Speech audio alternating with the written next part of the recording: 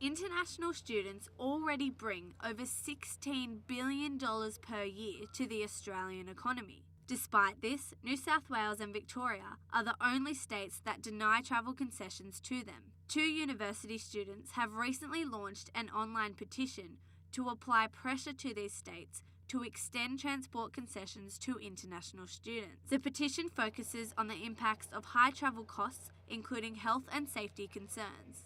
Jay Karjing from the University of Sydney is one of the people who created the petition. She explains how this petition is different to anything that has been done in the past. I don't think it's fair that international students don't get travel concession because we're all students, we should be treated equally. And this petition is like one step towards the goal because in the past it's more like very scattered around the states. This time it's more like organized. Voice is more concentrated, so I think it's better, it's an improvement in petitioning.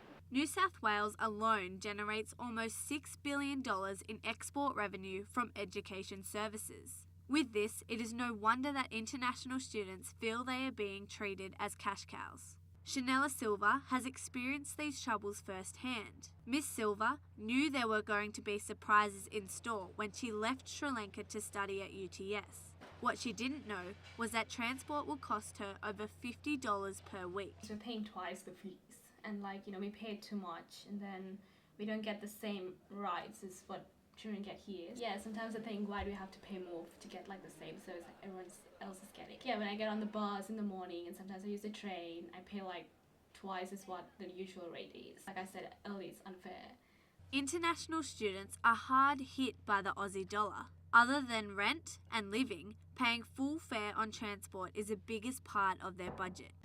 So yeah, basically I need a budget because it's a lot of expenses for me, basically transport and rent, and actually have to be careful in what I spend at. At least I have my weekly rent and bus ticket and then those kinds of proper expenses for me to pay for that. If I have to do grocery shopping, I just don't look at beyond what I really need. That's really important for me.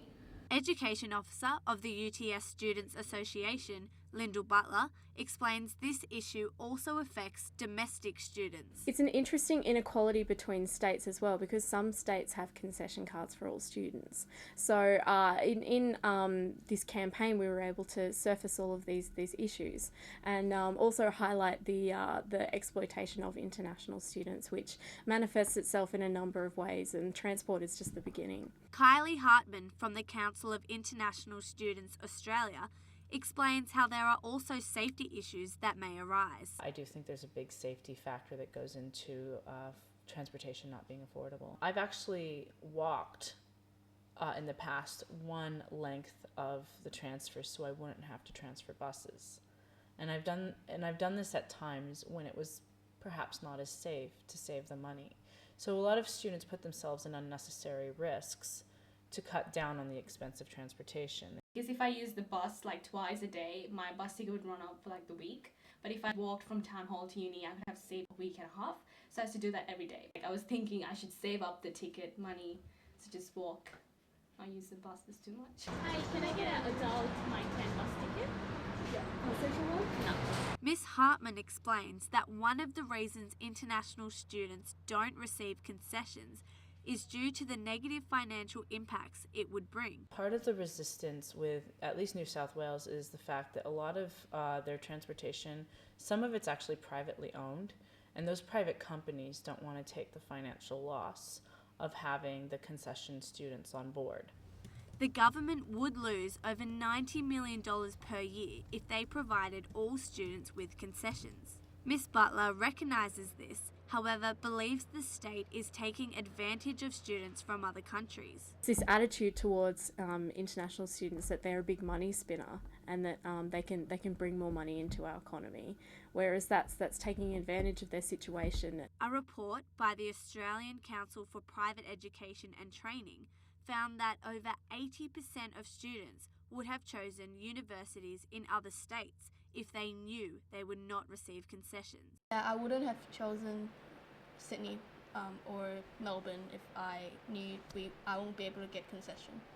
I would have chosen other other states in Australia or even America. Miss Hartman said that the overall attitude towards international students needs to be adjusted in order to make a change. I think that students need to be treated as students. They need to be given the rights that all students get. I think that whole idea needs to be reevaluated, especially in a globalized era where we are working internationally to work with each other, and we're trying to build a sort of multicultural understanding, so in the end we can do better business and we can make the world a better place. There's definitely room for the government to treat international students more equally. Miss Karjing said that if her petition did get passed, it would create a great sense of relief for all international students. If the travel concessions pass, I can't really imagine.